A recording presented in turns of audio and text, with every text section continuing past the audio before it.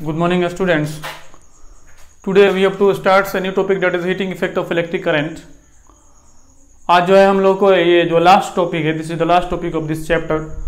ये last topic है इस चैप्टर का, heating effect of electric current. इसमें क्या है कि करंट का हीटिंग इफेक्ट को हमको देखना है. करंट का हीटिंग इफेक्ट को, यानी कि हीट कैसे प्रोड्यूस होता है due to the electric current. तो वैसे तो हमको पता है कि इलेक्ट्रिक करंट की वजह से बहुत सारा इफेक्ट होता है. जैसे में अगर हम बात करें इलेक्ट्रिक करंट का इफेक्ट के बारे में, तो आपको पता है कि इलेक्ट्रिक करंट का मैग्नेटिक इफेक्ट भी होता है ना जी. अगर हम बोले आपसे तो कहिएगा इलेक्ट्रिक करंट का मैग्नेटिक इफेक्ट भी होता है. इसके अलावा आपको ये जो है हीटिंग इफेक्ट तो है, होता ही है, ठीक है, हीटिंग इफेक्ट होता है. इसके अलावा मैग्नेटिक इफेक्ट होता है, और इसके अलावा एक और इफेक्ट होता है, दैट इज केमिकल इफेक्ट. ठीक है, क्या केमिकल इफेक्ट भी होता है इलेक्ट्रिक करंट की वजह से. ठीक है, ये जो है आपको हीटिंग इफेक्ट तो अभी पढ़ना है. ठीक है, अभी हम बात करेंगे हीटिंग इफेक्ट के बारे में. मैग्नेटिक इफेक्ट आपको नेक्स्ट चैप्टर में पढ़ना है. ठीक है, इलेक्ट्रिक करंट की वजह से मैग्नेटिक इफेक्ट क्या होता है. इलेक्ट्रिक करंट की वजह से मैग्नेट प्रोड्यूस हो जाता है, मैग्नेटिक फील्ड प्रोड्यूस होता है. ठीक है, इलेक्ट्रिक करंट की वजह से. आपको बता दें कि जब भी किसी करंट कैरिंग कंडक्टर के चारों तरफ या किसी भी उसके पास अगर मैग्नेटिक नीडल लेके आएंगे तो उसके अंदर डिफ्लेक्शन को शो करेगा. ठीक है, ऑस्टोड एक्सपेरिमेंट में इसके बात किया गया है, नेक्स्ट चैप्टर में बात करेंगे हम. लेकिन अभी जो हम लोग पढ़ना है हीटिंग इफेक्ट पढ़ना है, मैग्नेटिक इफेक्ट उसको नेक्स्ट चैप्टर में पढ़ना है. और केमिकल इफेक्ट क्या है कि इलेक्ट्रिक करंट की वजह से इलेक्ट्रिक करंट केमिकल के ऊपर क्या अपना असर डालता है, उसको बारे में पढ़ना है क्लास 12 वगैरह में. ठीक है, यहाँ इसको नहीं पढ़ना है, आपको हायर क्लास पढ़ना है. केमिकल के ऊपर इलेक्ट्रिक करंट का क्या असर होता है, कटायन है, अनायन है, पॉजिटिव चार्ज है, नेगेटिव चार्ज है, उसको उस पर करंट जो फ्लो होगा तो क्या उस पर असर होगा, उसका असर के बारे में हम लोग हायर क्लास में पढ़ेंगे. लेकिन अभी हम बात करने जा रहे हैं heating effect of electric current. ठीक है, इलेक्ट्रिक करंट का हीटिंग इफेक्ट और मैग्नेटिक इफेक्ट तो आपको नेक्स्ट चैप्टर में मिलेगा ही. चलिए हम शुरू करते हैं heating effect of electric current. Electric current की वजह से हीट क्यों प्रोड्यूस होता है, इसके बारे में सबसे पहले जान लेते हैं. देखिए, आपको बात कर रहे हैं अब हम कि मान लीजिए कि कोई कंडक्टर है. ठीक है, मान लीजिए कि ये कोई कंडक्टर है. इस कंडक्टर में अगर हम इलेक्ट्रिक करंट प्रोड्यूस करें, इस कंडक्टर में अगर इलेक्ट्रिक करंट प्रोड्यूस करें तो क्या होगा. तो इलेक्ट्रिक करंट प्रोड्यूस करने के लिए सबसे पहले इसके चारों तरफ, इसके अक्रॉस में हमको पोटेंशियल डिफरेंस को क्या करना पड़ेगा जी, क्रिएट करना पड़ेगा. ठीक है, इसके जो है अक्रॉस में अगर हम बोलें कि यहाँ का पोटेंशियल भी है और यहाँ का ये नेगेटिव 0 है, हायर पोटेंशियल ये जो है लोअर पोटेंशियल, ये प्लस है ये माइनस है, तो ये वाला टर्मिनल हायर पोटेंशियल और ये लोअर पोटेंशियल, तो पोटेंशियल डिफरेंस कितना हो गया जी, V - 0 that is V. Potential difference आपको भी मिलने लगा इस कंडक्टर के अक्रॉस में.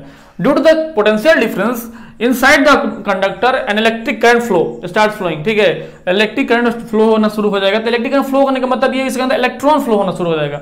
तो अगर हम बोलें आपसे कि इलेक्ट्रॉन फ्लो होना शुरू हो गया, ठीक है, इलेक्ट्रॉन जो है मान लीजिए कि इधर से इधर फ्लो होना शुरू हो गया, तो इलेक्ट्रॉन जो फ्लो होगा तो आपको क्या होगा कि इलेक्ट्रॉन्स आपस में कोलाइड करेंगे. ठीक है, इलेक्ट्रॉन्स आपस में कोलाइड करेंगे या फिर इलेक्ट्रॉन इस मटेरियल के एटम से कोलाइड करेंगे. ये अगर कपर का मटेरियल है तो कपर के एटम से ये इलेक्ट्रॉन आपस में कोलाइड करेंगे. जब कोलिजन होगा तो due to the collision heat starts producing. ठीक है, वहां पर जो है हीट अपने आप ही प्रोड्यूस होना शुरू हो जाएगा. अगर कोलिजन होगा वो ठीक उसी तरह है जिस तरह से अगर हम बात करें कि फ्रिक्शन के वजह से हीट प्रोड्यूस होता है.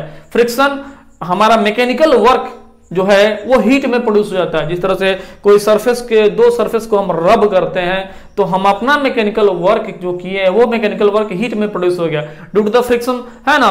तो मैकेनिकल वर्क हीट में प्रोड्यूस हो, उसी तरह यहां पर इलेक्ट्रिकल वर्क हीट में प्रोड्यूस होगा.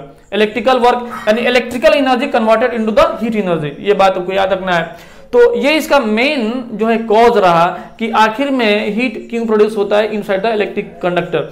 तो इलेक्ट्रिक कंडक्टर का अंदर हीट का प्रोड्यूस होने का कारण सिर्फ यही है कि the collision of electrons to each other और the collision of electrons to the atom of this material. ठीक है, ये इसका मेन कॉज है. अब आगे हम चलते हैं. तो जैसे कि हमको पता है कि जो वर्क हम किए हैं इलेक्ट्रिकल वर्क, वही इलेक्ट्रिकल वर्क असल में हीट में कन्वर्ट हो जा रहा है. यही ना बात है जी. जो हम इलेक्ट्रिकल वर्क हुआ है वो इलेक्ट्रिकल वर्क किसमें, इलेक्ट्रिकल वर्क किसको बोलते हैं कि जो हम बात किए थे इलेक्ट्रिक फील्ड में, जब यूनिट पॉजिटिव चार्ज को या क्यू चार्ज को लेके आते हैं हम इलेक्ट्रिक फील्ड में, है ना, किसी चार्ज के नजदीक लेके आते हैं इलेक्ट्रिक फील्ड में, तो जो हम अपना वर्क किए वो इलेक्ट्रिक फील्ड वो हमारा क्या होता है जी, पोटेंशियल के रूप में स्टोर होता है. ये शुरुआत वाला ही यहाँ पर हम काम कुछ करने वाले हैं. ठीक है, तो हमारा वर्क क्या होगा, वर्क जो हमको पता है कि अगर हम थोड़ा सा आपको मेमोराइज करा दें कि जब किसी इलेक्ट्रिक फील्ड में, है ना, ये इलेक्ट्रिक फील्ड क्यू चार्ज है, इलेक्ट्रिक फील्ड में कब यूनिट पॉजिटिव चार्ज यानी unit positive charge Q charge को जब लेके आते हैं तो कुछ वर्क करते हैं, वो हमारा पोटेंशियल ग्रुप में स्टोर हो जाता है। तो V equal to W upon Q वहां पर हुआ था जी, ठीक है। V equal to W, potential equal to the rate of to bring the charge Q charge from infinity to a given point, that is the electric potential. जो work किए वही पोटेंशियल ग्रुप में स्टोर हो जाता है। तो अगर हम वहां से वर्क निकाले तो V इंटू क्यू होगा। तो हम बोलेंगे यहां पर कि अगर हम बोलते हैं W इक्वल टू में, तो W इक्वल टू यानी हम इलेक्ट्रिकल वर्क के बारे में हम यहां पर जा रहे हैं पता करने के लिए कि वो इलेक्ट्रिकल वर्क होता है कितना है। ये तो हमने बता दिया कि इलेक्ट्रिकल वर्क ही हीट में प्रोड्यूस हो जाता है, इलेक्ट्रिकल वर्क ही हीट में प्रोड्यूस होता है। तो वही इलेक्ट्रिकल वर्क को हम क्या कर रहे हैं, कैलकुलेशन करने जा रहे हैं। तो अगर हम आपसे बोले कि, अगर हम आपसे बोलते हैं कि कोई कंडक्टर है, उस कंडक्टर के अक्रॉस में पोटेंशियल भी जो है हमने क्या कर दिया जी, अप्लाई किया, जिसकी वजह से इसके अंदर इलेक्ट्रिक करंट फ्लो होना शुरू हो गया। इसके अंदर electric current I, electric current flow होना शुरू हो गया।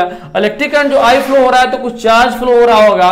तो हमने बोला है कि क्यू चार्ज फ्लो हो रहा था। कितना चार्ज, ये इलेक्ट्रॉन फ्लो हो रहा है, तो सबको मिलाकर के हमने बोला कि चार्ज कितना है जी, क्यू चार्ज। जैसे हम कूलम हम बोले तो क्यू चार्ज बोल दिए कि क्यू चार्ज फ्लो हो रहा है, इधर की तरफ क्यू चार्ज फ्लो हो रहा है। और इस चार्ज को फ्लो होने की वजह से जो वर्क हुआ वो डब्ल्यू वर्क हुआ है, ठीक है। इस चार्ज को फ्लो होने की वजह से जो वर्क हुआ डब्ल्यू वर्क हुआ है। और इसके जो है फ्लो होने में जो टाइम लिया है, ये चार्ज को फ्लो होने में जो टाइम लिया है वो टी समय लिया है, टी टाइम लिया है। अब इसी को हम लैंग्वेज में लिख देते हैं, यहां पर बोलेंगे let a conductor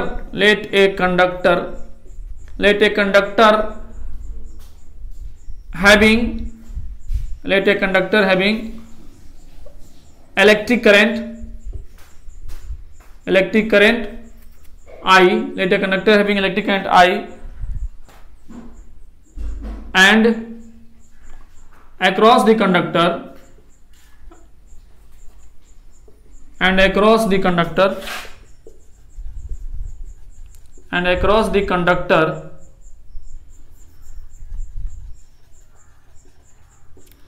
a potential difference, a PD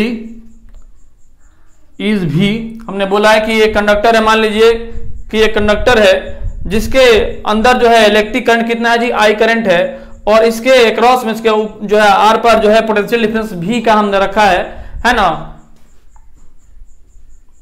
due to which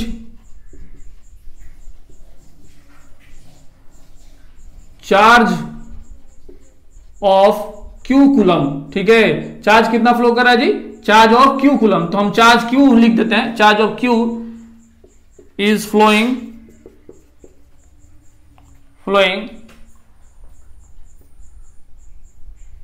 and the electric work done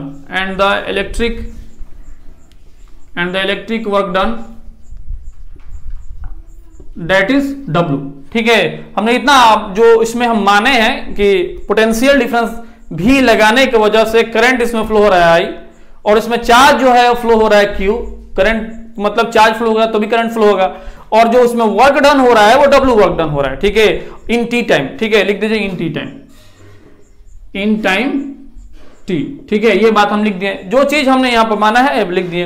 अब क्या है, जैसे कि हम बात किए हैं कि W जो वर्क डन हुआ, इलेक्ट्रिकल वर्क डन, वही हीट में ट्रांसफर होने वाला है, कन्वर्ट होने वाला है। तो हमको इलेक्ट्रिकल वर्क डन निकालना है। तो हमको पता है कि W इक्वल टू में V की होता है जी, जैसे कि हम दिए ना V इक्वल टू में W अपॉन Q। ये V potential difference, unit positive charge यानी क्यू चार्ज को लेके आए हैं इन्फिनिटी से, जो वर्क डन किए वही वर्क पोटेंशियल ग्रुप में स्टोर हो गया। तो अब यहां से W इक्वल टू भी क्यू, वही वर्क डन के बारे में हम यहाँ बात करेंगे। W इक्वल टू में भी क्यू होता है, ठीक है, ये बात हमने कर दिया। और आगे हमको पता है कि जो Q होता है, Q इक्वल टू में क्या होता है जी, IT। Q इक्वल टू में क्या होता है जी, IT होता है। अगर हम बोले यहां पर V इक्वल टू में IR ओम्स लॉ से, और Q इक्वल टू में IT, I इक्वल टू में Q अपन T होता है। ये सारा चीज हम पहले बात कर चुके हैं, वही हम साफ कम कर रहे हैं। करंट क्या होता है जी, rate of flow of charge. तो यहाँ पर Q इक्वल टू में IT, तो Q इक्वल टू में हमने IT लिख दिया, ठीक है। ये सारा चीज आपको ब्रैकेट में लिखते चलना होगा यहाँ पर, है ना। V इक्वल टू में W अपॉन Q कहाँ से हम ले रहे हैं, और V इक्वल टू में IR, इसके अलावा Q इक्वल टू में IT, ठीक है। तो कंफ्यूजन ना हो, ये यहीं से लिया जा रहा है। जब इसको हम मल्टीप्लाई करेंगे तो आई स्क्वायर आर टी में ये कन्वर्ट हो जाएगा। तो जो डब्ल्यू हमने काम किया है वही हीट है, तो डब्ल्यू को हटा करके हम यहाँ पर हीट लिख देते हैं, एच इक्वल टू में आई स्क्वायर आर टी। ठीक है, उम्मीद है समझ में आया होगा। तो कितना हीट प्रोड्यूस हुआ जी, तो I square R T heat produce हुआ। अगर उस कंडक्टर में रेजिस्टेंस आर है, क्यों जो है हीट प्रोड्यूस होता है, तो इसका मेन कॉज रेजिस्टेंस ही है। आखिर में इलेक्ट्रॉन आपस में कोलाइड क्यों करते हैं, ये इसको समझना है। आपस में इलेक्ट्रॉन क्यों कोलाइड किए हैं, इलेक्ट्रॉन एटम से क्यों कोलाइड किए हैं, due to the resistivity of the material. ठीक है, इसका रेजिस्टिविटी के ऊपर डिपेंड करता है कि कितना ये अपने से हो करके इलेक्ट्रॉन को फ्लो होने देता है। अगर इसका रेजिस्टिविटी हाई होगा तो इसके अंदर हीट ज्यादा प्रोड्यूस होगा। क्यों, देख लीजिए यहां पर जो हीट है वो डायरेक्टली प्रोपोर्शनल है रेजिस्टेंस के। ठीक है, यहां पर हम देख रहे हैं क्या चीज, कि जो हीट है वो डायरेक्टली प्रोपोर्शनल है किसके, करंट के स्क्वायर के, करंट के स्क्वायर के डायरेक्टली प्रोपोर्शनल है। और वही हीट जो है वो डायरेक्टली प्रोपोर्शनल है रेजिस्टेंस के, और वही हीट जो है डायरेक्टली प्रोपोर्शनल है टाइम के। अब देखा जाए इसका मीनिंग क्या है। हमने बोला सबसे पहले रेजिस्टेंस से समझाते हैं आपको। इस मटेरियल का रेजिस्टेंस जितना ज्यादा होगा उतना ही वो अपने से होकर करंट को फ्लो होने से रोकेगा, आसानी से फ्लो होने नहीं देगा, फ्लो होने से रोकेगा। जब फ्लो होने से रोकेगा रास्ता सरकरा हो जाएगा, पतला रास्ता हो जाएगा, और इलेक्ट्रॉन्स उतना ही है उसको फ्लो होने के लिए, पोटेंशियल डिफरेंस उतना ही है, पोटेंशियल डिफरेंस उतना ही है। ठीक है, और रास्ता सरकरा हो गया है, यानी कि हम आम लैंग्वेज में इस्तेमाल कर रहे हैं, यानी कि रेजिस्टिविटी इसका हाई हो गया, रेजिस्टेंस हाई हो गया है। तो क्या होगा, पोटेंशियल तो उसको पुश करेगा इलेक्ट्रॉन को फ्लो होने के लिए, तो रास्ता पतला होने की वजह से इलेक्ट्रॉन आपस में टकराएंगे। क्योंकि रास्ता पतला हो गया है तो जब टकराएंगे तो हीट प्रोड्यूस होगा।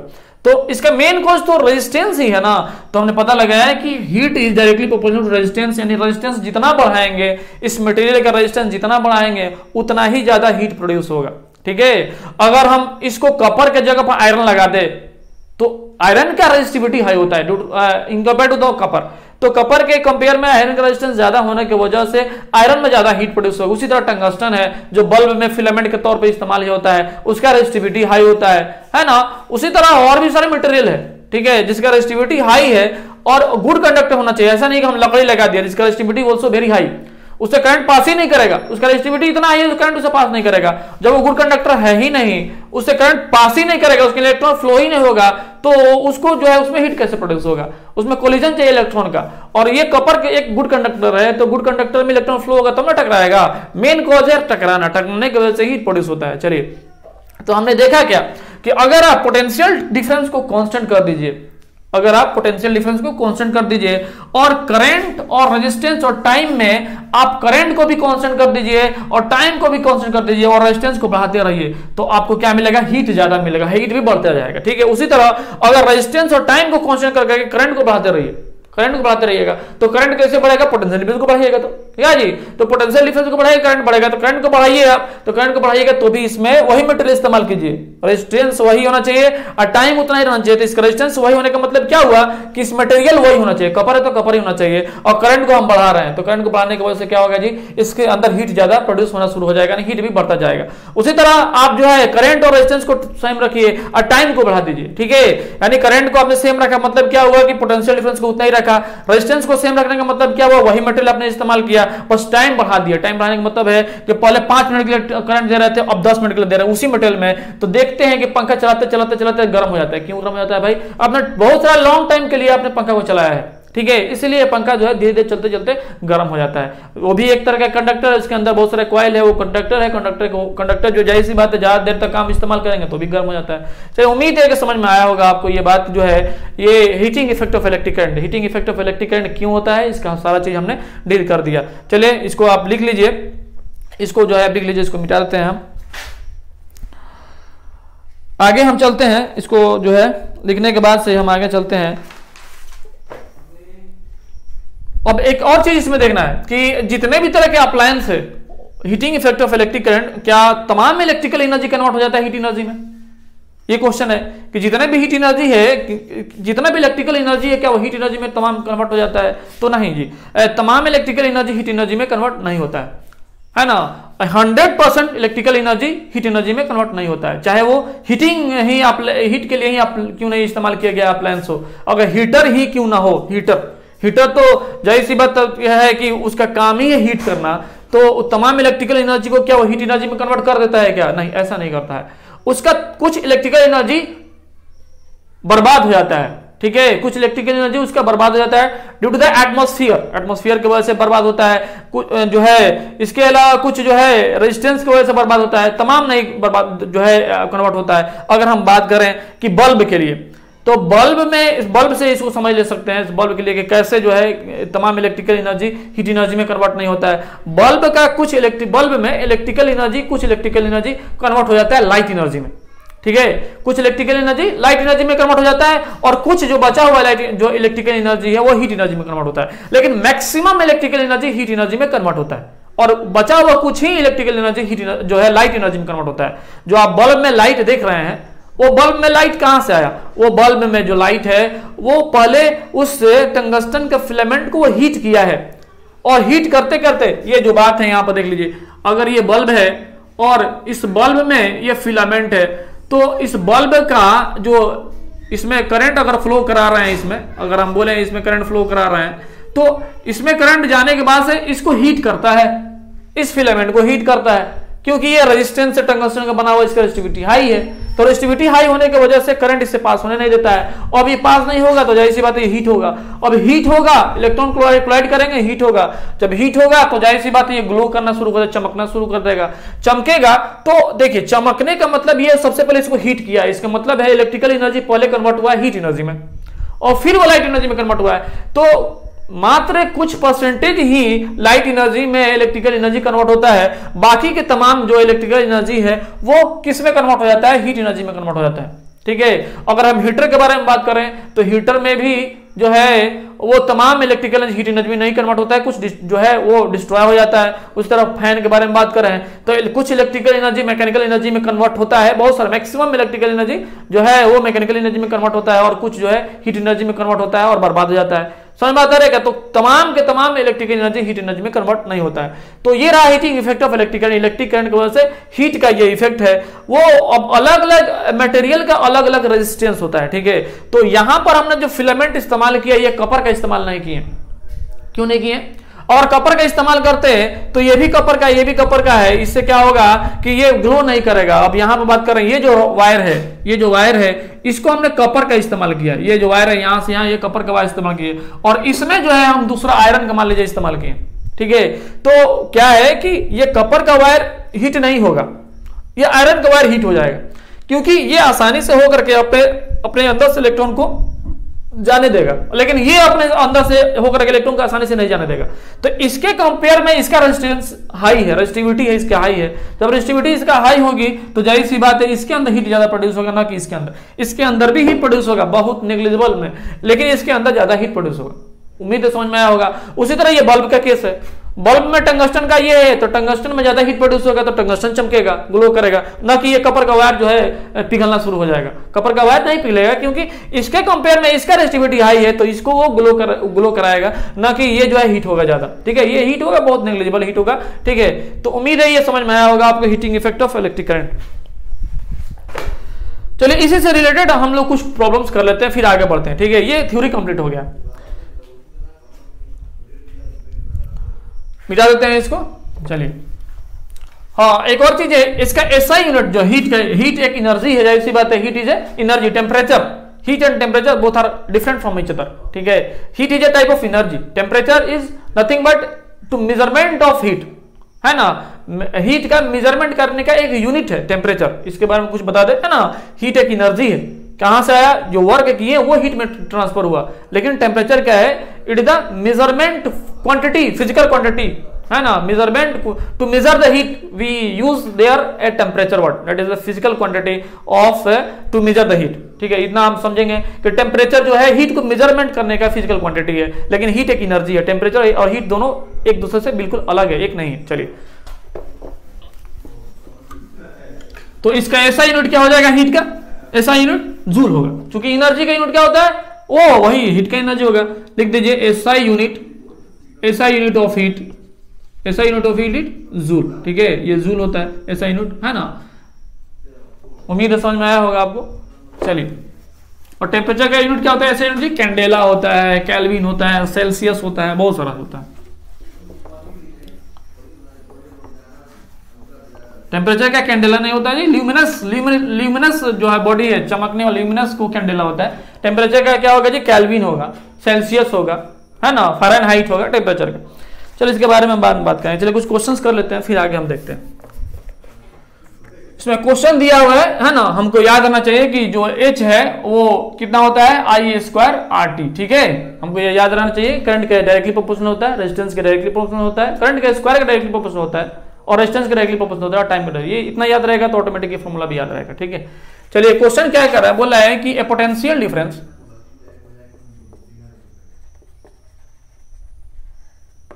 a potential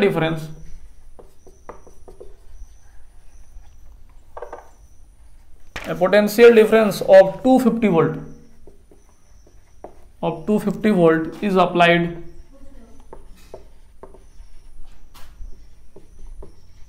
across a resistance of 500 ohm in an electric iron. ठीक है, तो बोल रहा है कि कैलकुलेट पहला करंट, दूसरा heat energy produced in joules in 10 second. देखिए जी क्वेश्चन क्या कर रहा है, बोला है कि potential difference of 250 volt, potential difference कितना है जी पीडी, वो 250 वोल्ट का पोटेंशियल डिफरेंस जो है वो लगाया गया है 250 वोल्ट, है ना, 250 वोल्ट का पोटेंशियल डिफरेंस लगाया गया है एक रेजिस्टेंस के अक्रॉस में, जिसका जो रेजिस्टेंस का दिया हुआ है वो 500 ओम के दिया हुआ है। अगर हम बोले ये रेजिस्टेंस है, इसके अक्रॉस में हम पोटेंशियल डिफरेंस लगा दिए हैं। ठीक है, ये रेजिस्टेंस है कितना जी 500 ओम का है, ये रेजिस्टेंस कितना ओम का है 500 ओम का है, लिख देते हैं यहाँ पर 500 ओम, और इसके अक्रॉस में पोटेंशियल डिफरेंस कितना लगा है 250। यानी कि अगर हम बोले ये 250 है, इधर जीरो होगा तभी ना 250 में से जीरो जाएगा 250 वोल्ट हो जाएगा, तो जाहिर सी बात है ये भी 250 ही का होगा ये बैटरी। चलिए और हम क्या करते हैं, बोला है कि एन इलेक्ट्रिक आयरन, बोला है कि इलेक्ट्रिक आयरन का रेजिस्टेंस है। ठीक है, 500 ओम का इलेक्ट्रिक आयरन का रेजिस्टेंस है। तो बोला है calculate current and heat energy produce in the joule in 10 second. 10 second में आपको क्या निकालना है, हीट एनर्जी और करंट जो है कितना जो है क्या हुआ जी ये खपत किया, कंज्यूम किया, ये रेजिस्टेंस कितना करंट को कंज्यूम किया उसको निकालना है। तो अगर हम बोले आपसे कि दिया क्या क्या है, इसको लिख लिया जाए। दिया हुआ है इसका आर दिया हुआ है 500 ओम, ठीक है, और इसके अक्रॉस में जो भी है वो दिया हुआ है 250 वोल्ट। ठीक है, और मांग क्या रहा है, आई मांग रहा है कि आई कितना वो करंट को कंज्यूम किया, और क्या मांग रहा है जी एच मांग रहा है, एच इक्वल टू वाट, और दिया हुआ है टाइम कितना जी दिया हुआ है 10 सेकेंड।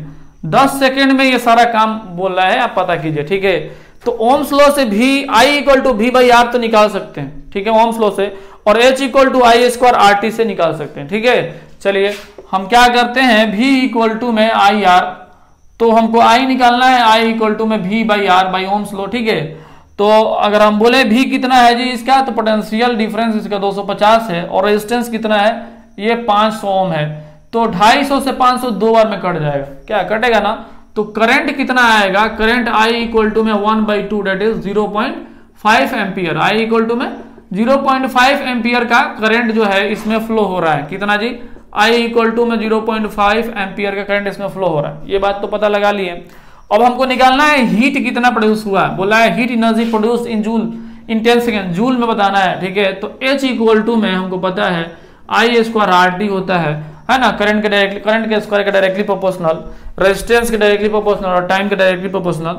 तो आई कितना निकाले हैं 0.5 निकाले हैं ना, इसका स्क्वायर, और इंटू में रेजिस्टेंस इसका कितना है ये 500, और टाइम कितना लिया जी 10 सेकेंड लिया है, तो 10 लिखेंगे। ठीक है, तो अगर करंट को हम एम्पियर में रखेंगे, रेजिस्टेंस को ओम में रखेंगे, और टाइम को सेकंड में रखेंगे, तभी जाके जो आंसर आएगा जूल में आएगा।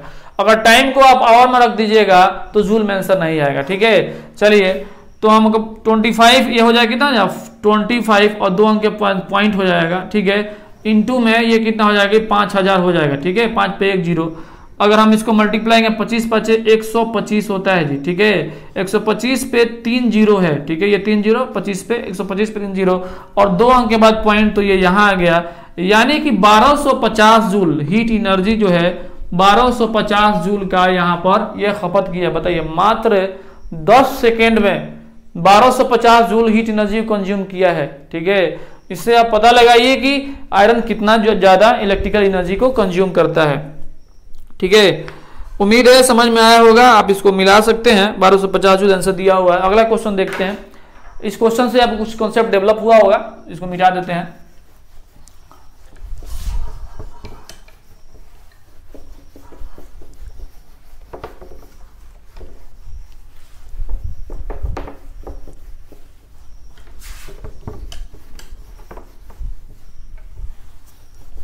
अगला क्वेश्चन देखते हैं, देखा जाए। बोले क्वेश्चन नंबर 2, ये पेज नंबर 63 का हम लास्ट टॉपिक है उसी को क्लियर कर रहे हैं। क्वेश्चन नंबर 2 बोला जा रहा है calculate the heat produce when 96,000 coulomb of charge is transferred in 1 hour through a PD of 50 volt. देखिए जी बोला है कि कैलकुलेट कीजिए the heat produce when 96,000 coulombs of charge is transferred in 1 hour में through a potential difference of 50 volt. Question को समझ लीजिए। बोल रहा है क्वेश्चन कि आपको हीट एनर्जी कितना प्रोड्यूस हुआ उसको निकालना है, ठीक है। कब निकालना है, जब चार्ज फ्लो हुआ है। मान लीजिए चार्ज फ्लो हुआ है तो इस मटेरियल से होते हुए फ्लो किया है, Q का वैल्यू दिया हुआ है, कितना दिया हुआ है जी 96,000, ठीक है, 96,000 कूलम चार्ज जो है इसमें फ्लो किया है, ठीक है। तो अगर हम बोले कि इसको एक बैटरी से जोड़ा गया होगा, इसके चारों तरफ पोटेंशियल डिफरेंस प्रोड्यूस किया गया होगा, तभी तो जो है इसमें चार्ज फ्लो हुआ। तो पोटेंशियल डिफरेंस 50 वोल्ट का क्रिएट किया गया, तो 50 इधर 0 इधर। तो जब चार्ज फ्लो हो रहा है, जाहिर सी बात है, तो इधर की तरफ फ्लो हो रहा होगा, है ना। अब इसको दिखाने की जरूरत नहीं है, हमने दिखा दिया। चार्ज 96,000 कूलम का फ्लो हो रहा है 50 वोल्ट के पोटेंशियल डिफरेंस पे। ये बात समझ में आया, है ना। तो बोल रहा है कैलकुलेट कीजिए आप हीट एनर्जी, यानी ये टी कितना समय के लिए फ्लो हो रहा है जी, तो 3600 सेकंड के लिए फ्लो हो रहा है। 1 घंटा बोला है ना जी, तो 3600 सेकंड लेंगे क्योंकि आंसर हमारा जूल में है, ठीक है। तो हम देख रहे हैं कि गिवन में क्या क्या दिया हुआ है, इसको लिख लीजिए। गिवन में दिया हुआ है Q का वैल्यू 96 कितना 1000 कूलम, ठीक है, ये फ्लो हो रहा है। कितना देर के लिए फ्लो हो रहा है जी, तो 3600 सेकंड के लिए फ्लो हो रहा है। V इक्वल टू 50 वोल्ट पे फ्लो हो रहा है। तो heat energy H equal to what मांग रहा है, बोला है ना calculate the heat produce when इतना coulomb charge is transferred in 1 hour और PD ऑफ 50 वोल्ट, ठीक है। तो H निकालना है। H का फॉर्मूला क्या है, I²RT। H का फॉर्मूला क्या है जी, I²RT। तो इसमें I तो दिया नहीं है, R दिया नहीं है, T ही दिया हुआ है। चलिए हम उसी के इस्तेमाल करते हैं, देखा जाए। H इक्वल टू में दिया हुआ I²RT, ठीक है। लेकिन हमको ना ही इसमें I दिया ना ही इसमें R दिया, सिर्फ T नजर आ रहा है। तो कैसे काम चलेगा, तो हम क्या करते हैं कि हम I निकाल सकते हैं यहां से Q/T से। I equal to Q/T rate of flow of charge, ठीक है। और I निकल जाएगा और फिर I जैसे निकलेगा, भी दिया हुआ है तो ओम्स लॉ से R निकाल लेंगे, ठीक है। उम्मीद है समझ में आया होगा। तो ये काम आप अलग अलग करके कर सकते हैं, लेकिन हम सब इसी में करेंगे। देखिए I इक्वल टू पता है V²/R हो जाएगा। I इक्वल टू क्या होता है, V/R होता है ना, तो V²/R²। I यहाँ पर हम रख दिए कितना, देखिए I इक्वल टू में V/R होता है, तो हम लिखिए V/R और इसका स्क्वायर, ठीक है। और इंटू में ये R है तो R, और इंटू में क्या जी ये T है, तो चलिए T हम लिख देते हैं। चलिए तो अब हम क्या करेंगे, हमारे पास जो दिया हुआ है V दिया हुआ है, ठीक है, V दिया हुआ है और तो V इसमें आ गया और T दिया हुआ है, ठीक है। हमको R को हटा देना है या फिर R के जगह पर कुछ हमको लेके आना है, ठीक है। चलिए तो अगर हम कहेंगे यहां से I इक्वल टू में हम Q/IT I निकाल लेते हैं तो भी हो जाएगा। अलग अलग निकाल लीजिएगा तो ही बेहतर है, ठीक है। चलिए हम लोग अलग अलग ही निकाल लेते हैं ना, एक में भी कर सकते हैं, कॉम्प्लिकेटेड हो सकता है। तो हम I निकाल लेते हैं पहले। I इक्वल टू में Q/T होता है, ठीक है। आई इक्वल टू में क्या होता है क्यू बाई टी, तो क्यू दिया हुआ इतना दिया है ना जी 96,000 दिया हुआ, डिवाइड बाई टाइम कितना दिया जी 3600 सेकंड दिया है, 2 से 2 चला गया, ठीक है। और फिर जब इसको कैंसिल करेंगे तो कितना बार में जाएगा ये, तो ये देखिए अगर हम इसको कहें तो 4 2 जा 8, ठीक है, 4 2 जा 8 और 1 है तो 4 4 जा 16, ठीक है, और 4 9 जा 36। उम्मीद है समझ में आया होगा ये, है ना। 4 दूनी 8 और 1 4 चौके 16 और 4 36, ठीक है, ये इतना सही है। तो आई का जो वैल्यू आया वो 24/9 आया एम्पियर में, ठीक है, 24/9 एम्पियर आया है जी। आई का जो वैल्यू आया है 24/9, 24/9 बल्कि 240/9 है, ठीक है, ये 1 0 बचा हुआ है ना जी, तो 240/9 एम्पियर आया है। अब ये तो कटेगा नहीं, अब आई को इतना ही रखते हैं। और उसके बाद से हमको क्या निकालना है, आर निकालना है, ठीक है। आर इक्वल टू में हो जाएगा कितना वी बाई आई, ठीक है, जैसे हमको पता है वी इक्वल टू में आई आर होता है, R equal to V by I, चूंकि आर उसमें पुट करना है तो आर भी दिया हुआ है और आई अभी निकाल लिए हैं। तो आर इक्वल टू में भी कितना दिया हुआ है जी 50 डिवाइडेड बाई आई कितना दिया हुआ है 240/9। तो यहां से हम आर निकालेंगे तो ये 50 इंटू में 9/240 इस तरह से हो जाएगा, ठीक है। जब इसको हम कैंसिल करेंगे 0 से 0 तो ये कितना हो जाएगा 9 5 45, 9 5 45/24, ठीक है, ये ओम में हो जाएगा। आर का वैल्यू कितना आ गया 45/24, को सब ऐसे रखते हैं। अब जो है हम निकाल लिए यहाँ पर, तो एच का वैल्यू निकालते हैं, एच इक्वल टू में I square R T, I square R T, आई का वैल्यू निकाले हैं 24 240/9 इंटू में आर का वैल्यू निकाले हैं कितना, ये निकाले हैं 45/24, 45/24, इससे ये खत्म हो जाएगा 10 बार में, और ये कितना हो जाएगा 9 5 45। तो 50 जूल का जो है हीट एनर्जी जो है क्या होगा जी 50 जूल का हीट एनर्जी यहां पर कंज्यूम होगा। आप आंसर मिला सकते हैं।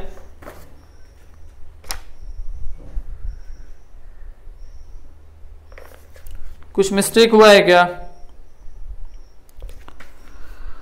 आई जो आया है कितना है इतना, ठीक है, R equal to V by I, ठीक है, आई स्क्वायर आर टी। तो हमने यहाँ पे एक मिस्टेक किया है, सॉरी इसके लिए। ये आई जो है इसका स्क्वायर भी तो करना है ना, यहाँ पे आई का जी स्क्वायर ना करना है यहाँ पे, ये सब सही है ना, ये बिल्कुल सब सही है इसको स्क्वायर करना पड़ेगा यहाँ पर। आई कितना है जी 24/9 का स्क्वायर हो जाएगा, इंटू में आर कितना है, आर कितना है जी ये है ना जी, ये 45/24 इंटू में टी कितना है 3600, ठीक है, तो ये 3600 कर देंगे। अब यहाँ पे स्क्वायर करेंगे तो ये ऐसे हो जाएगा, है ना, और ये हो जाएगा आपको 9 इंटू 9, ठीक है, इसको ऐसे रखते हैं। और यहाँ पर 45/24 इंटू में ये 3600, ठीक है, तो ये 9 5 जब 45, ये 24 से खत्म हो गया, इतना आ गया, है ना। इसके अलावा ये 9 चौके 36, तो इस पे 2 0 हो जाएगा। अब जो बचा हो इसको मल्टीप्लाई कर देंगे, सही है। तो जब मल्टीप्लाई करेंगे तो कितना हो जाएगा जी, ये 24 पे 2 0 हो जाएगा इसको मल्टीप्लाई करने के बाद से, और ये 5 चौके 20 और इस पे 2 0 हो जाएगा, ठीक है। जब इसको मल्टीप्लाई करेंगे 2 चौके 8 और 2 दूनी 4, 2 चौके 8 2 दूनी 4 पे कितना 0, तो 5 0 हो गया, 2 और 3 5 0, इतना जूल होगा।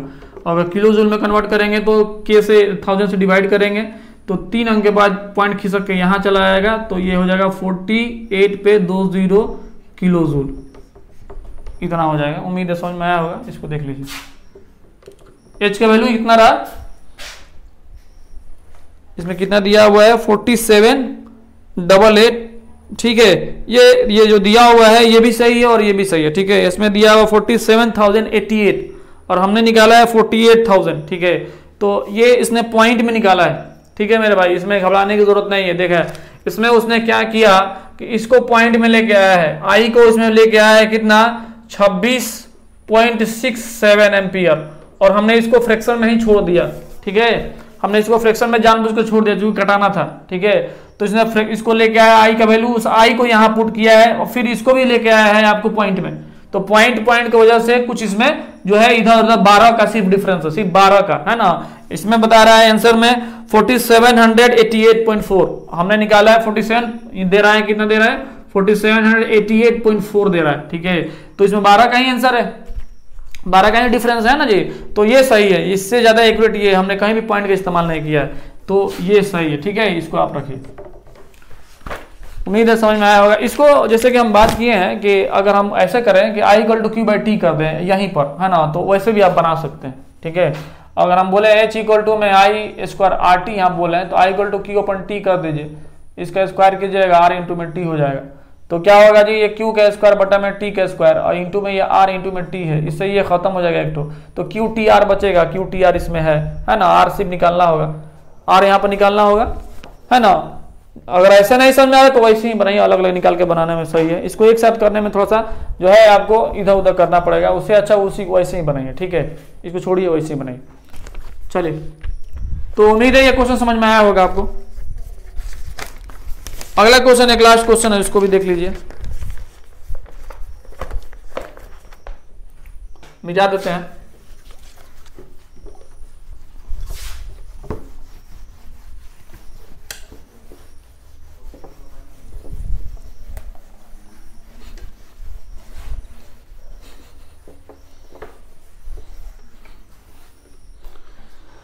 देखिए क्वेश्चन बोल रहा है कि two resistance wire of same material, question number 3 बोल रहा है कि two resistance wire of same material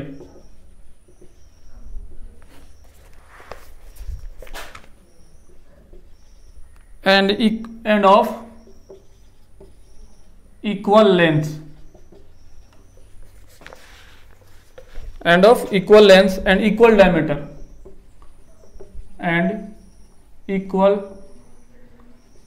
diameter are connected, पहला इन सीरीज, दूसरा in parallel in two different circuits, into different circuits one by one and the same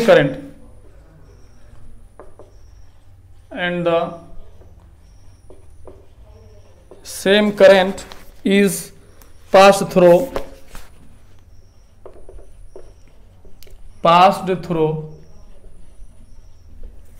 both the combination,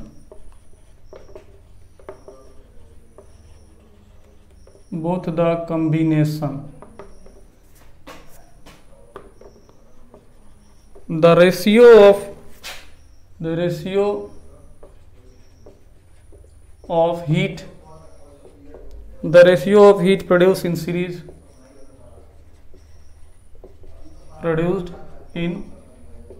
series and parallel combination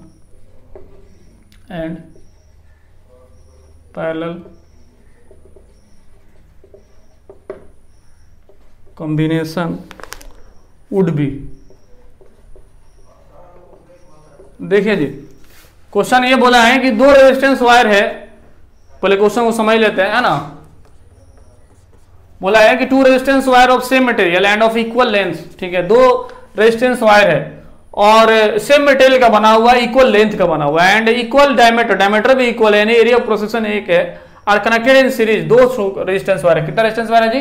दो resistance wire in series. पहला में बोला है series में connected है, दूसरा पैरेलल में in two different circuits one by one and the same current is passed through both the combination, the ratio of the heat produced in series and parallel combination would be। देखिए जी, question बोला है, इसमें दिया हुआ है ए number में 1:2 और बी नंबर में बोल रहा है कितना जी? 2:1 और सी नंबर में बोला है 1:4, ये ऑप्शनल है ना, 4:1 इस तरह से बोला है। ठीक है, 1:2, 2:1, 1:4, 4:1। ठीक है, देखिए बोला है दो रेजिस्टेंस वायर है, क्वेश्चन को समझने में पहले जो जरूरत है, देखिए दो रेजिस्टेंस वायर बोला, in two resistance wire of same material, दो रेजिस्टेंस वायर है और दोनों के दोनों सेम मटेरियल का बना हुआ है। हम क्या करते हैं, ये दोनों वायर को हम ऐसे कनेक्ट करते हैं। ठीक है, पहले को वो बोला है कि सीरीज में कनेक्टेड है, ठीक है, तो हम पहले को सीरीज में ही कनेक्टेड करते हैं। ठीक है, हमने इसको सीरीज में कनेक्ट कर दिया। ठीक है। और दूसरे वाला में बोल रहा है कि आप उसको पैरेलल में कनेक्ट कर दीजिए दोनों को, ठीक है। तो हम इसको दोनों को जो है पैरेलल में कनेक्ट कर दे रहे हैं। ये रहा, दोनों को हमने पैरेलल में कनेक्ट कर दिया। चलिए, है ना, एक दोनों के मटेरियल सेम है, दोनों कपर का है तो कपर का है। मतलब two resistance wire of same material and of equal length, दोनों का लेंथ इक्वल है जी, ठीक है। ये भी एल लेंथ का है, ये भी एल लेंथ का है, ठीक है। ये भी एल लेंथ का है, ये भी एल लेंथ का है, ठीक है। Equal length and equal diameter. Equal diameter का मतलब क्या है, इसका रेडियस एक है, इसका रेडियस सेम है, सबका आर आर रेडियस है। अगर बोले कि रेडियस आर तो रेडियस आर, ठीक है, सबका रेडियस आर है ना, यानी एरिया ऑफ क्रॉस सेक्शन इसका सेम है, ठीक है। असल में बता रहा है कि वॉल्यूम सेम है, लेंथ भी सेम है, area of cross section same है, तो दोनों का वॉल्यूम सेम है, उसके अंदर मटेरियल जो मौजूद है सब सेम है, रेजिस्टेंस सेम हो जाएगा। क्या, जब उसने के अंदर लेंथ सेम है तो लेंथ जो है कि ऊपर रेजिस्टेंस डिपेंड करता है, रेजिस्टेंस जो है लेंथ के ऊपर डिपेंड करता है, तो इसका रेजिस्टेंस सब सेम हो जाएगा इनडायरेक्टली। ये आर रेजिस्टेंस का सब का सब कितना, आर रेजिस्टेंस का ही हो जाएगा, ठीक है। पहले इसको सीरीज में कनेक्ट किया है, पहले वाले में बोला है इन सीरीज, पहला नंबर में बोला है कि आप सीरीज में इसको कनेक्ट कीजिए, ठीक है ना। पहले वाले में बोला है कि आप इसको सीरीज में कनेक्ट कीजिए, और दूसरे वाले में बोल रहा है कि आप इसको पैरेलल में कनेक्ट कीजिए, ठीक है। तो हमने एक बार सीरीज में दोनों वायर को, दो रेजिस्टेंस वायर है तो एक दोनों को पहले सीरीज में कनेक्ट किया, फिर दूसरे केस में दोनों को पैरेलल में कनेक्ट किया। फिर बोल रहा है into different circuits one by one इसको जो है कनेक्ट कीजिए, and the same current is pass through both this combination, यानी कि इसमें बोल रहा है कि करंट सेम फ्लो होगा, इसमें करंट जो है सेम जाएगा, तो इसमें अगर आई करंट जाएगा इसमें आई, इसमें आई, ठीक है।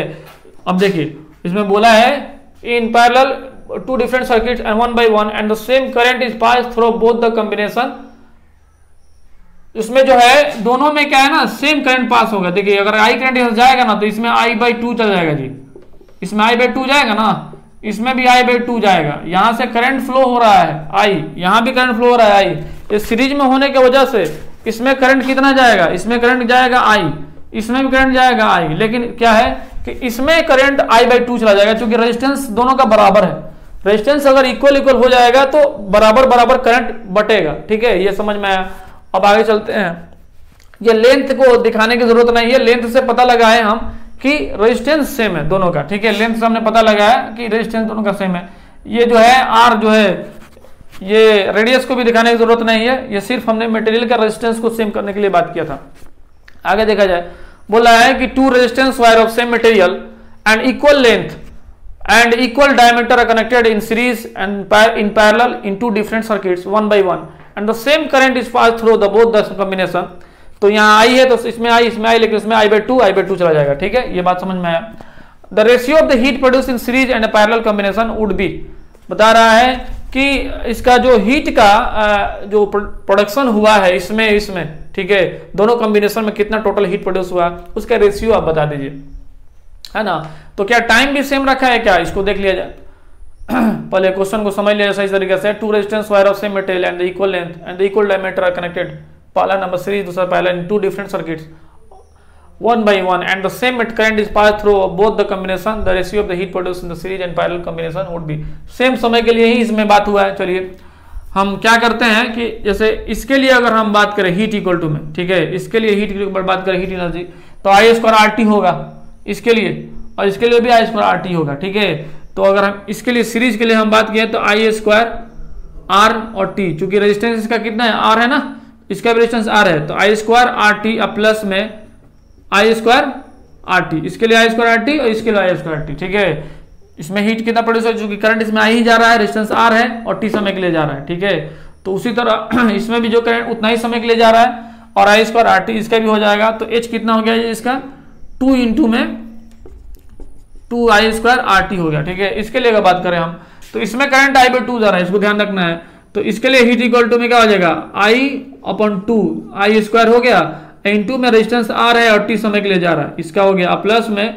उसी तरह इसके लिए बात करेंगे तो आई बाई 2 और इसका स्क्वायर इंटू में आर इंटू में टी, ठीक है। तो ये आई स्क्वायर कितना हो गया, आई स्क्वायर बाई 4 हुआ क्या ये, और इंटू में ये आर और इंटू में टी हो गया, प्लस में ये आई स्क्वायर बाई 4 हो गया और इंटू में आर इंटू में टी हो गया। तो इसको जोड़ेंगे तो कितना होगा, इसको जोड़ेंगे तो ये 2 बार एक जैसा आ रहा है ना जी, I square R T by 4, I square R T by 4 2 बार आ रहा है, तो 2 इंटू में आई स्क्वायर आर टी और बाई 4, ठीक है, 2 इंटू में I square R T by 4 है ना, I square R T by 4 हम 2 बार कर दिए, ये 2 से 2 खत्म हो गया, 2 यहाँ बचा हुआ है, तो हमारे पास जो हीट बना कितना, आई स्क्वायर आर टी अपॉन 2, कितना बना जी, I square R T upon 2 ये बना। अब बोला है कि आप निकाल लीजिए है ना, कि इसके रेशियो निकालिए, बोला है कि ratio of the heat produce in series and parallel, series और पैरेलल के बीच का आपको क्या निकालना है, रेशियो निकालना है, तो series upon parallel equal to में सीरीज का कितना है 2 आई स्क्वायर आर टी है, 2 आई स्क्वायर आर टी, और पैरेलल वाला कितना है जी, आई स्क्वायर आर टी और बाई 2 है, यही ना है जी। तो इसको अगर हम कैलकुलेट करेंगे तो कितना बनेगा, इसको कैलकुलेट करेंगे तो 2 इंटू में आई स्क्वायर आर टी, ठीक है, और इंटू में 2 बटा में आई स्क्वायर आर टी, ठीक है, तो ये खत्म हो गया स्क्वायर आर टी, कितना बचा 4:1, कितना बना जी 4:1, 4 बटा 2 2 4 बटा में 1, तो 4:1, आंसर हमारा कौन सा होगा जी 4:1, डी नंबर होगा। उम्मीद है समझ में आया होगा, 4:1 आंसर दिया हुआ। तो ये वैसे इतना कॉम्प्लिकेटेड है नहीं, बस क्वेश्चन को समझाने के लिए हम इतना वक्त लिए हैं, ठीक है। अब देखा जाए कुछ इसमें ये चैप्टर कंप्लीट है ना, कुछ छोटा सा एक टॉपिक है कि application of heating effect of current, ठीक है, यानी हीटिंग इफेक्ट ऑफ करंट का इस्तेमाल हम लोग कहाँ करते हैं। तो हीटिंग इफेक्ट ऑफ करंट का इस्तेमाल हम लोग हर जगह करते हैं, हर जगह बोले तो हर एक फील्ड में हम लोग इलेक्ट्रिक करंट के फील्ड में काम करते हैं। अब अगर हम बात करें बल्ब का, तो बल्ब कैसे ग्लो होता है due to the heating effect of electric current. अगर हम बात करें आयरन का, आयरन कैसे काम करता है due to the heating effect of electric current. अगर हम बात करें आपको हीटर का अगर हम बात करें खाना बनाने वाला हीटर का या पानी गर्म करने वाला हीटर का, वो कैसे काम करता है due to the heating effect of electric current. तो इसका बहुत सारा एप्लीकेशन है जी, ठीक है, हम आपको भी समझा देते हैं और जो है इसको लिखवाने की जरूरत नहीं है, आप बस मेमोराइज कर लीजिए, अगर एग्जाम में आता है तो लिख दीजिएगा। तो इसका जो है हर जगह खाना बनाने में जो है केटल में, टोस्टर में, इलेक्ट्रिक ओवन में, रूम हीटर में, वाटर हीटर में वगैरह वगैरह, गीजर में इसका इस्तेमाल करते हैं heating effect of electric current. उसी तरह बल्ब है, लैंप है, उसका इस्तेमाल जो है heating effect of electric current के रूप में होता है, उसमें भी। इसके अलावा जो है आपको हम बता दें heating effect of electric current का इस्तेमाल हम लोग करते हैं फ्यूज में, इसको समझा देते हैं, ठीक है, इसको मिटाते हैं। ये लास्ट टॉपिक है, उसके बाद से ये खत्म हो जाएगा चैप्टर। देखिए heating effect of electric current का इस्तेमाल कहाँ करते हैं, ठीक है। तो uses of heating effect of electric current, heading डाल लीजिए, uses of heating effect of electric current. तो इसमें पहला यूज तो हमने बताया कि इट इज यूज्ड इन कहाँ जी, बल्ब में, ठीक है, लैंप में, ठीक है, और ईटीसी। वो ईटीसी जो है बोले तो जितने तरह के ग्लो करने वाला जो है चमकने वाला जो बल्ब का है, लैंप है, वगैरह वगैरह जो है इसमें इस्तेमाल करते हैं, ठीक है। जितने भी तरह का आपको लाइट प्रोड्यूस करने वाला इक्विपमेंट है उसमें इसका इस्तेमाल करते हैं। और इसके अलावा अगर हम बात करें, it is used in heater, ठीक है, हीटर कह दीजिए, आप बोल दीजिए वाटर हीटर कह दीजिए, आप ओवन कह दीजिए, ठीक है, ओवन अगर आप कह दीजिए। इसके अलावा अगर हम बोलें कि रूम हीटर कह दीजिए, जितने भी तरह का हीटर है या आयरन कह दीजिए वगैरह वगैरह, इसमें भी हम लोग जो है effect of heating effect of electric current इस्तेमाल करते हैं। तीसरा अगर हम बात करें तो इसका इस्तेमाल जो करते हैं, it is used in fuse, ठीक है। देखिए क्या है ना, फ्यूज एक तरह का इक्विपमेंट का नाम है, ठीक है। किस लिए इसका इस्तेमाल करते हैं, फ्यूज किस लिए इस्तेमाल करते हैं, रूम के तमाम वायरिंग को, तमाम इक्विपमेंट को, तमाम अपैरेटस को क्या करते हैं, सेफ रखने के लिए फ्यूज का इस्तेमाल करते हैं। तो इसका फ्यूज में कैसे इस्तेमाल करते हैं इसको समझ लीजिए। देखिए क्या है कि फ्यूज एक ऐसा मटेरियल का नाम है, देखिए ये मान लीजिए फ्यूज है, इसमें क्या होता है ना कि इस फ्यूज को हम कनेक्ट कर देते हैं किसी भी इक्विपमेंट से पहले, यानी रूम, पूरा बिल्डिंग का एक फ्यूज होता है, ठीक है, या पूरा रूम का एक फ्यूज होता है। तो फ्यूज में एक पतला वायर होता है जी, ठीक है, पतला वायर होता है, ये वायर है, थीन वायर है, ठीक है, ये क्या है जी, थीन वायर है। अगर इसको आप कनेक्ट करते हैं पोटेंशियल डिफरेंस से इस वायर को, तो ये इसमें एक वायर है, ये होलो एक तरह का सिलेंडर है समझ लीजिए, उस सिलेंडर का ये पतला वायर है, ये पतला वायर का मेल्टिंग पॉइंट बहुत कम होता है, ठीक है, लो मेल्टिंग पॉइंट, थीन wire having low melting point, ठीक है, कोई भी जो इसमें मटेरियल इस्तेमाल कर सकते हैं जिसका मेल्टिंग पॉइंट कम होना चाहिए, जिससे कि अगर इसमें करंट अचानक से बढ़ गया, अचानक से करंट इसमें बढ़ गया ड्यू टू सम रीजन, कोई भी रीजन हो सकता है, पोटेंशियल डिफरेंस बढ़ जाने की वजह से करंट बढ़ता है, तो कोई रीजन हो सकता है, जो है हाई वोल्टेज करंट का wire low voltage current wire पर कट के गिर गया, टूट के गिर गया, तो क्या होगा जी, बढ़ जाएगा अचानक से। तो बढ़ेगा तो क्या होगा कि इसके अंदर जो मौजूद वायर जो कनेक्शन में सर्किट में, यहां पर अगर हम बोले कि यहां पर जो है फ्रिज जो है, ये फ्रिज यहां पर कनेक्टेड है, और फ्रिज के बाद से यहां पर जो है एसी जो है कनेक्टेड है, बोले तो एसी कनेक्टेड, ठीक है, ये एसी है, ये फ्रीज है, ठीक है, समझिएगा, ठीक है, और इसके बाद से ये सर्किट कंप्लीट हो रहा है, ठीक है। तो इसके पहले हमने लगा दिया है क्या चीज, जो है थीन वायर का एक फ्यूज लगा दिया, और फ्यूज का काम क्या है, जैसे ही करंट इसमें बढ़ेगा तो बढ़ने की वजह से ये वायर सबसे पहले क्या होगा जी, मेल्ट कर जाएगा, पिघल जाएगा, पिघलने के बाद से यहां से सर्किट टूट जाएगा, सर्किट क्या हो जाएगा जी, टूट जाएगा, जब टूट जाएगा तो इसमें करंट नहीं फ्लो हो पाएगा, तो ये बच जाएगा, सेफ हो जाएगा। यानी कि सेफ रखने के लिए बड़े महंगे जो एक्सपेंसिव जो हमारे पास इक्विपमेंट एपरेटस वगैरह है, इंस्ट्रूमेंट है, उस एक्सपेंसिव औजार एक्सपेंसिव मटेरियल को बचाने के लिए, फैन है, बल्ब है, उसको बचाने के लिए हम फ्यूज का इस्तेमाल किए। फ्यूज किस तरह काम करता है, लो मेल्टिंग पॉइंट वाले वायर्स के बेस पे काम करता है और heating effect of electric current के बेस पे काम करता है। तो जैसे ही इलेक्ट्रिक करंट बढ़ेगा, इलेक्ट्रिक करंट बढ़ने की वजह से चूंकि एच जो है डायरेक्टली प्रोपोर्शनल है करंट के स्क्वायर के, एच इक्वल टू में आई स्क्वायर आर टी, तो करंट के स्क्वायर के डायरेक्टली प्रोपोर्शनल है, करंट बढ़ेगा, ये क्या होगा, हीट इसमें बढ़ जाएगा। अब हीट, इसका resistance high resistance, thin wire having low melting point and high resistance, ठीक है, इसका रेजिस्टेंस कैसा होना चाहिए जी, रेजिस्टेंस हाई होना चाहिए, इसका भी आपको ध्यान देना, हाई रेजिस्टेंस, नाइक्रोम वायर इस्तेमाल करते हैं, ठीक है, नाइक्रोम वायर इस्तेमाल, रेजिस्टेंस उसका हाई होता है ना, और भी बहुत सारा वायर हो सकता है ना, जिसका रेजिस्टेंस हाई हो लेकिन मेल्टिंग पॉइंट कम हो, तो रेजिस्टेंस हाई रहेगा लेकिन मेल्टिंग पॉइंट कम रहेगा, जिसकी वजह से रेजिस्टेंस हाई है तो करंट अपने से होगा, पास होने नहीं देगा जल्दी से, और जैसे ही रेजिस्टेंस हाई होने की वजह से क्या होगा, वो हीट प्रोड्यूस होगा, करंट बढ़ेगा, हीट प्रोड्यूस होगा, हीट प्रोड्यूस होगा तो ये मेल्ट कर जाएगा, मेल्ट करते ही ये ब्रेक हो जाएगा, सर्किट ब्रेक हो जाएगा, सर्किट ब्रेक होने की वजह से ये सब सेफ रह जाएगा, बच जाएगा, ठीक है, सिर्फ यही कारण है। तो इस हिसाब से ये आज का लेक्चर कंप्लीट हुआ, और इसमें तमाम जो है हमने चैप्टर को कंप्लीट कर दिया है। इसके रिगार्डिंग और कुछ क्वेश्चंस है, उसमें से 2 क्वेश्चंस को और हम करा देते हैं। पेज नंबर 66 का क्वेश्चन नंबर 16, 17, 18, 19, 20, ठीक है, ये सारा सब क्वेश्चंस में बहुत सारे न्यूमेरिकल क्वेश्चंस आप चाहे तो कर सकते हैं, कुछ क्वेश्चन को हमको लगता है कराना चाहिए और तो करा देते हैं, ठीक है। चलिए इसको मिटा देते हैं हम।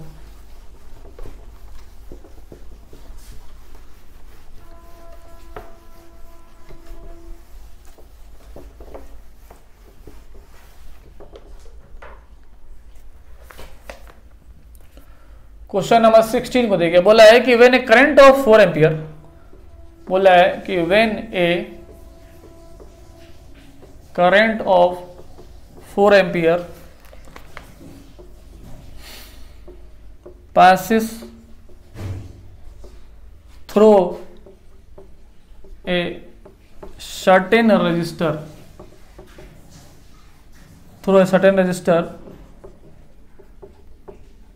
for 10 minutes, 2.88 into 10 के power 4 joule of heat are produced. तो बोला है कि कैलकुलेट कीजिए आप, पहला नंबर में the power of the register, दूसरा नंबर में the voltage across the register. देखिए जी क्वेश्चन बोला है, क्वेश्चन नंबर 16 नंबर ये क्वेश्चन नंबर है, और ये पेज नंबर 66 का है। एस चंद जो बुक है उसी से हम करा रहे हैं, ठीक है। बोला है कि when A current of 4 ampere passes through a certain register for 10 minute, ठीक है। क्वेश्चन को समझ लेते हैं। क्वेश्चन बोल रहा है कि जब कोई करंट 4 एम्पियर का पास हो रहा है कुछ रजिस्टर जिसका कुछ दिया हुआ है 10 मिनट के लिए पास हो रहा है, ठीक है। तो हम एक रजिस्टर बना लेते हैं, ठीक है। एक रजिस्टर बना लेते हैं और इसमें करंट पास हो रहा है तो एक बैटरी बना देते हैं, ठीक है। तो हम बोल रहे हैं कि इसका दिया हुआ है, इसमें कितना करंट पास हो रहा है, 4 एम्पियर का करंट पास हो रहा है, ठीक है। और कितना टाइम के लिए पास हो रहा है जी टी इक्वल टू में 10 मिनट के लिए पास हो रहा है, यानी कि 10 इंटू में 60 सेकंड के लिए पास हो रहा है, ठीक है। और 4 एम्पियर का करंट पास हो रहा है। बोला है कि इतना joule of heat are produce, ठीक है। इसमें जो हीट प्रोड्यूस हो रहा है H, वो बता रहा है कितना 2.88 इंटू में 10 के पावर 4 जूल, 2.88 इंटू में 10 के पावर 4 जूल हीट प्रोड्यूस हो रहा है 10 मिनट में, ठीक है। इतना जो है हीट प्रोड्यूस हो रहा है। तो बोल रहा है कि calculate the power of the register, इस रजिस्टर का आप पावर बताइए। ये रजिस्टर है, ठीक है। उम्मीद है समझ में आया होगा क्वेश्चन को। इसमें पोटेंशियल डिफरेंस कहीं भी नहीं दिया हुआ, ठीक है। इसमें कहीं पोटेंशियल डिफरेंस का जिक्र नहीं किया है। चलिए तो गिवन में जो है उसको हम लिख लेते हैं। गिवन में बोल रहा है कि एक रेजिस्टेंस है ना, जिसका रजिस्टर R है मान लेते हैं, और इसमें जो है हमको नहीं पता है रेजिस्टेंस R है, ठीक है। बस इतना हमको पता है कि करंट उसमें 4 एम्पियर का पास हो रहा है और T इक्वल टू में 10 इंटू में 60 सेकेंड के लिए पास हो रहा है। और H जो है इसमें कितना प्रोड्यूस हो रहा है, 2.88 इंटू में 10 के पावर 4 जूल का इसमें हीट प्रोड्यूस हो रहा है। तो पूछ रहा है कि आप P बता दीजिए कितना होगा पावर A नंबर में, और B नंबर में बोल रहा है कि the voltage across the register, यानी कि V का वैल्यू बता दीजिए, V इक्वल टू में R, ठीक है। रेजिस्टेंस के अक्रॉस में आप V निकालिए और उसके बाद से पहले P निकालिए। तो P जो है हमको निकालना है। चलिए तो P इक्वल टू क्या होता है जी, पावर इंटू में वोल्टेज होता है, ठीक है। पावर P इक्वल टू में वोल्टेज इंटू में करंट होता है, ठीक है। तो वोल्टेज तो हमको दिया नहीं है यहाँ पर, तो इसको कैसे निकालेंगे। चलिए जैसे P इक्वल टू में होता है क्या चीज, तो पोटेंशियल डिफरेंस इंटू में करंट। P का फॉर्मूला होता है I स्क्वायर R होता है, ठीक है। उसी P का फॉर्मूला होता है V स्क्वायर बाई R, ठीक है। अब इसमें से ढूंढिए कौन सा इस्तेमाल किया जाए। तो V स्क्वायर बाई R, इसका रेजिस्टेंस R है, तो अगर बोले V दिया नहीं R दिया नहीं तो ये तो लगेगा नहीं, I स्क्वायर R। तो I दिया हुआ है लेकिन इसमें R नहीं दिया हुआ है, चलिए, है ना। इसमें V नहीं दिया हुआ है, सिर्फ I दिया हुआ है। चलिए कुछ हम लोग काम करते हैं, इसके अलावा कुछ तो दिया नहीं है।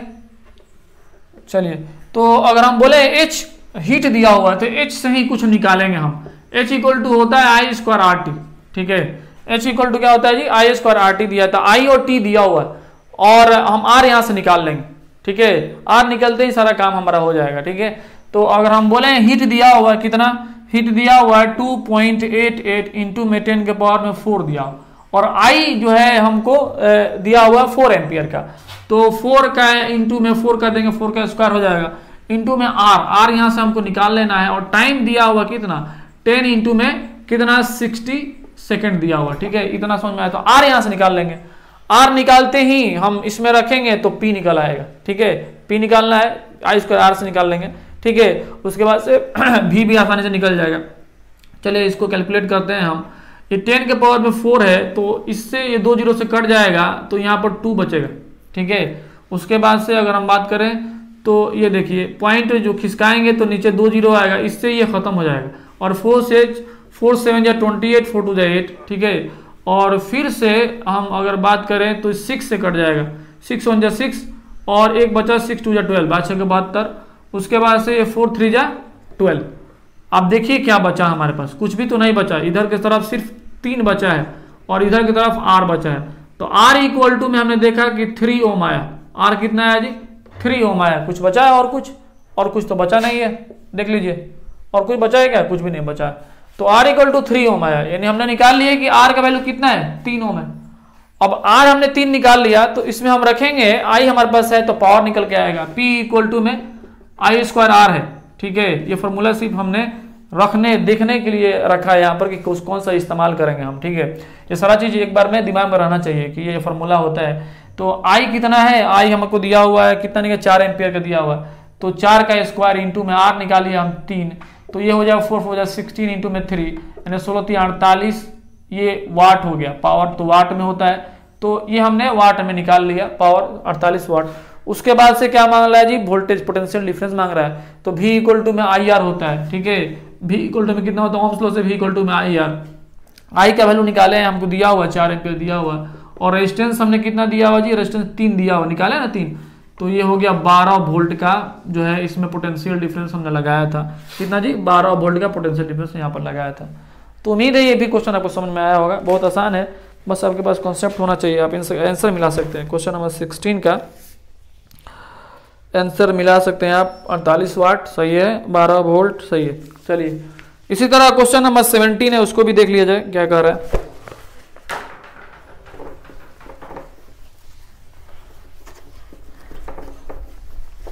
एक क्वेश्चन में बहुत सारा मिक्स कर रहा है, तो तमाम फॉर्मूला दिमाग में होना चाहिए तब जाके बनेगा, ठीक है ना। पावर का फॉर्मूला क्या होता है, हीट का फॉर्मूला क्या होता है, ओम्स लॉ है, बस 2-4 फॉर्मूला ही तो है, और क्या है ना। W इक्वल टू क्या होता है, वर्क है जो है, Q इक्वल टू IT वगैरह वगैरह, ये सब फॉर्मूला बेसिक फॉर्मूला जो याद रखना चाहिए। क्वेश्चन नंबर 17 को देख लीजिए। क्वेश्चन नंबर 17 बोल रहा है कि a heating coil has a resistance of 200 ohm at what rate will heat be produced in it when a current of 2.5 ampere flows through it,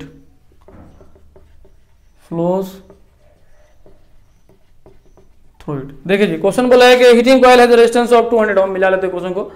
at what rate will be heat produce in the current of 2.5 ampere flows through it. देखिए question समझिए पहले, question क्या कर रहा है। बोला है कि हीटिंग कॉइल है, ठीक है, मान लीजिए कुछ भी हो सकता है, हीटिंग कॉइल बोले रेजिस्टेंस ही होगा, जाहिर सी बात है, हीटिंग कॉइल बोले तो वो रेजिस्टेंस ही है। तो एक हीटिंग कॉइल है जिसके पास रेजिस्टेंस बता रहा 200 ओम है, कितना है 200 ओम है।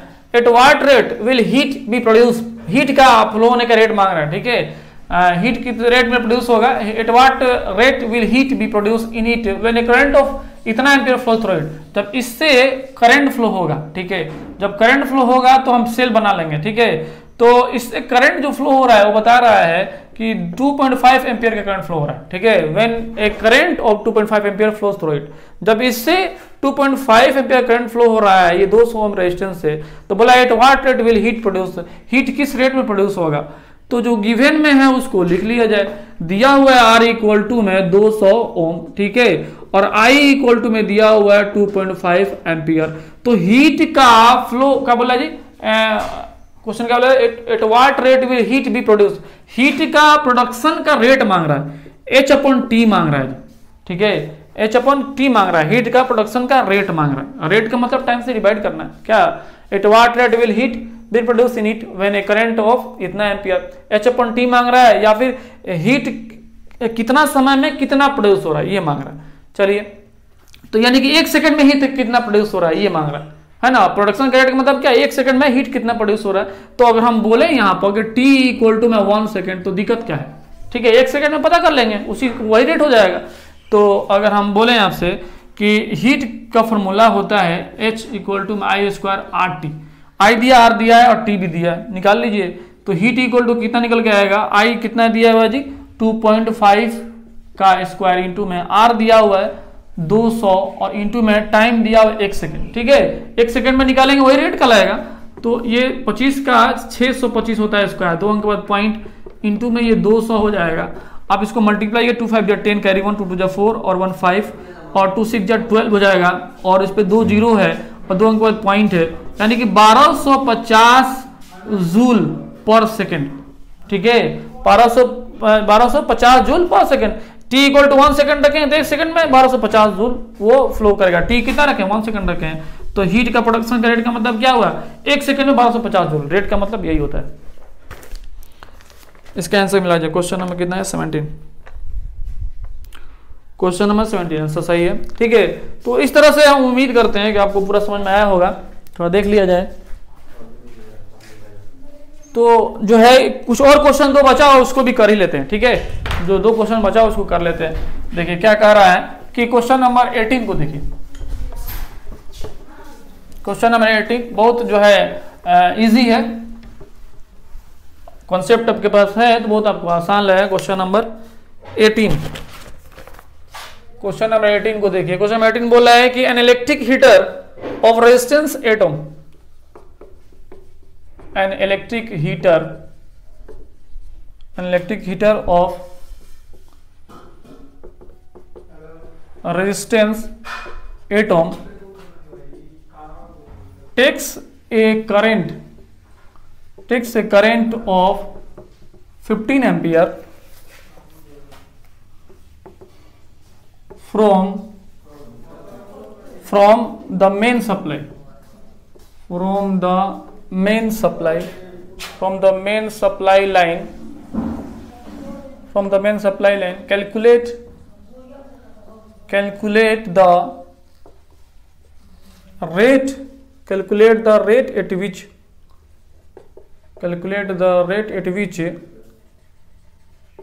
heat is developed in the heater।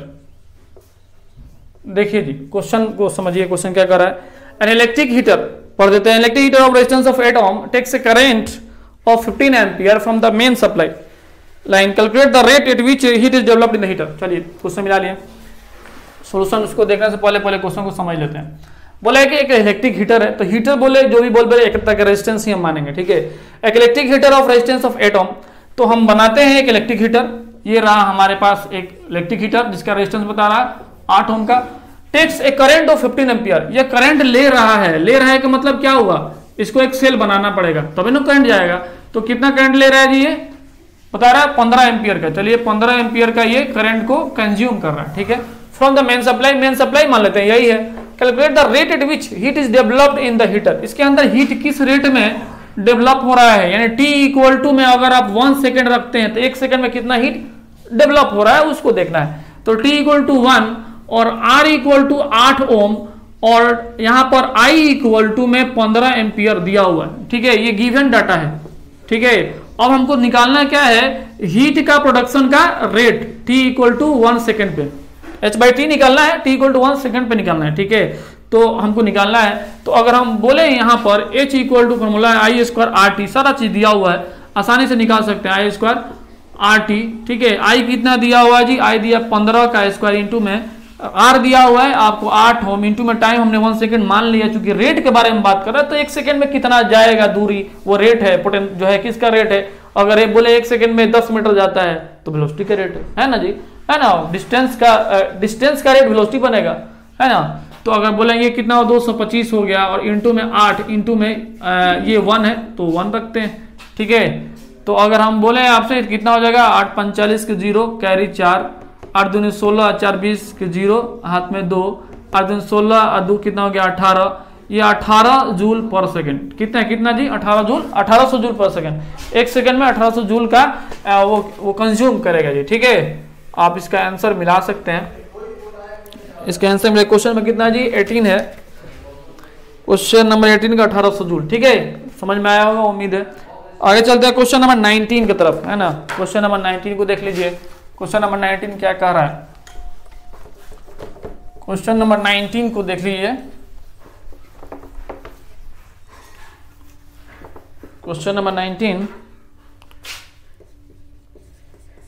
Question number 19 बोला है कि रेजिस्टेंस ऑफ 25 ओम, लिख लेते हैं पहले question. Resistance of 25 ohm, resistance of 25 ohm is connected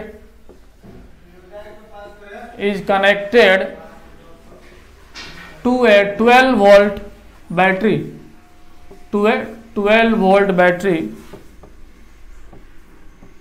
calculate the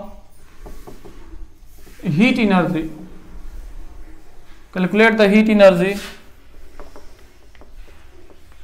in joules generated per minute, बस इतना ही है। बोला है एक क्वेश्चन बोला है कि resistance of 25 ohm is connected to a 12 volt battery, calculate the heat energy in joule generated per minute. चलिए क्वेश्चन को समझते हैं। क्वेश्चन क्या कर रहा है, बोला है कि ए रेजिस्टेंस ऑफ 25 ओम, तो एक रेजिस्टेंस बनाएंगे कितना 25 ohm, is connected to a 12 volt battery. ये कनेक्टेड है कितना वोल्ट बैटरी से जी, 12 वोल्ट बैटरी से। उम्मीद है समझ में आया होगा। Calculate the heat energy in joule, आपको पूछ रहा है कि एच बता दीजिए, किसमें जी, जूल में बताना होगा आपको, ठीक है।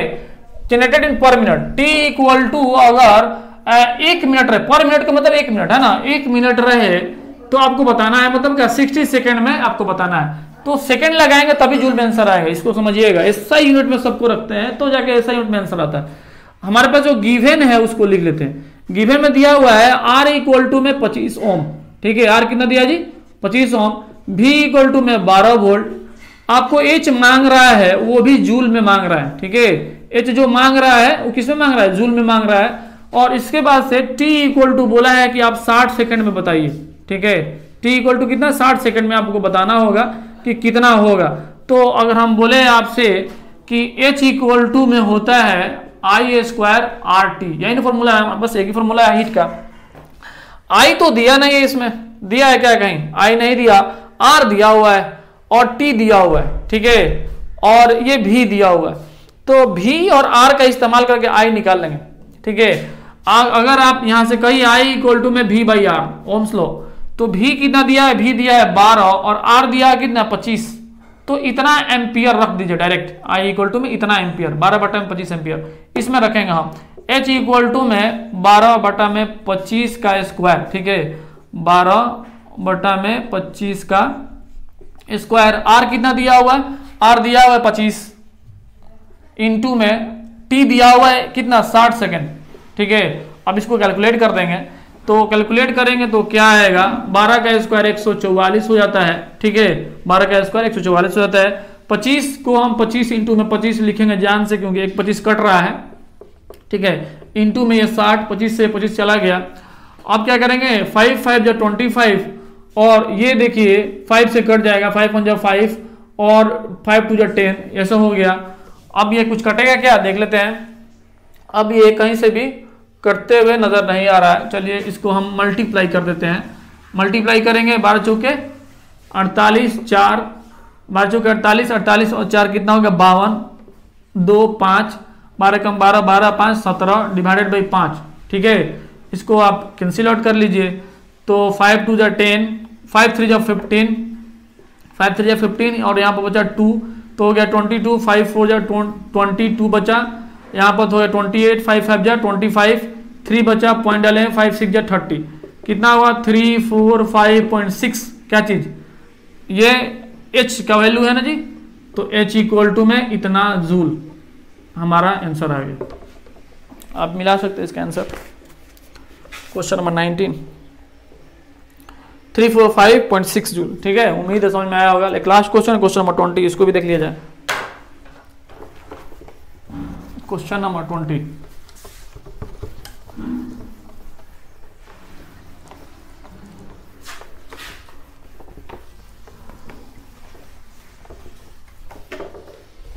क्वेश्चन नंबर 20 को देखिए। क्वेश्चन 20 क्या कर रहा है, बोला है question number 20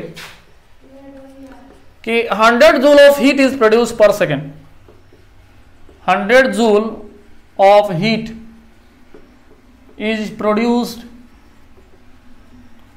per second in a 4 ohm resistor। बोल रहा है कि what is the potential difference, what is the PD across the resistor, across the resistor। बोला है कि रजिस्टर के अक्रॉस में पीडी क्या होगा, ये पूछ रहा है पोटेंशियल डिफरेंस।